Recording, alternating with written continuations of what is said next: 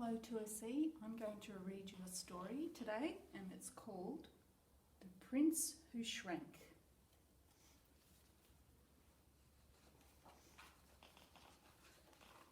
The Prince Who Shrank by Kylie Fornazier and Annie White.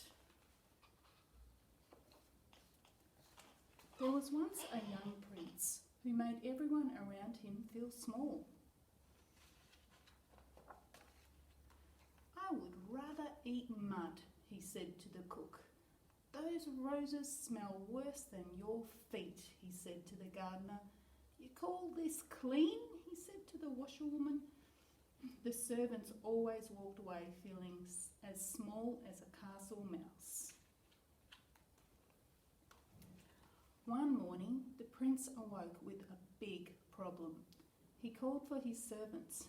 "What's happened to me?" he shrieked. "Your Highness, it appears that you have somehow shrunk," snickered the gardener. "Unshrink me at once," demanded the prince, waving his short arms. The cook stepped forward. "I once made a special soup for my nephew that made him grow a foot overnight," he said. "Then why are we still standing here?" said the prince. "Feed me."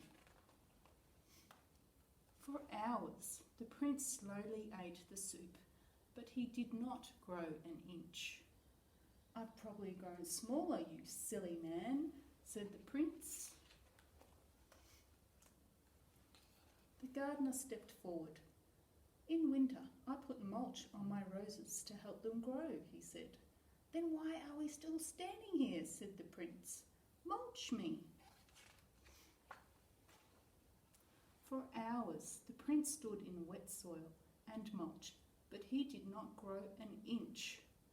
"I've probably grown smaller, you silly man," cried the prince.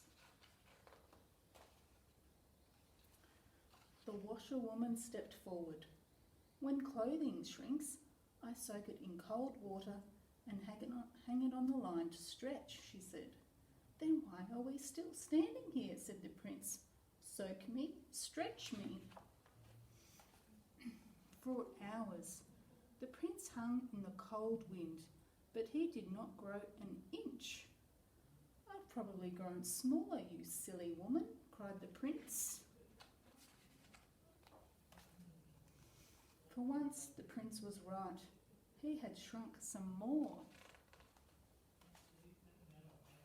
The next day, the prince came up with a plan to unshrink himself. To look big, I must feel big, he decided. The prince thought about his big kingdom and how mighty he was. Still, the prince did not grow any bigger. Still very small there.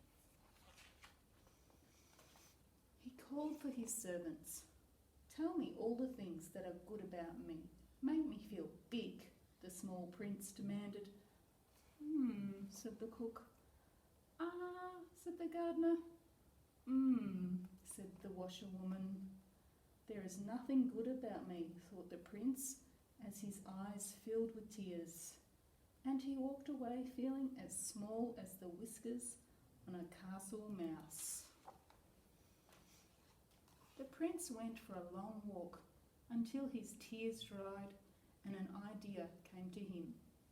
He could not unshrink himself, but he could make his heart grow bigger.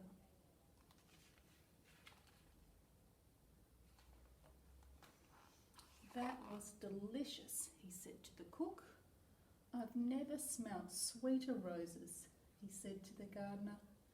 "How did you get this so clean?" he said to the washerwoman. The servant smiled and felt as tall as a tower. "Thank you," replied the cook. "How kind of you," replied the gardener. "What a big heart you now have," said the washerwoman. The prince beamed. He was not an inch taller, but he felt as tall as the tip of a tower. The next morning, when the prince awoke, he was different in a big way. And that is the end of The Prince Who Shrank.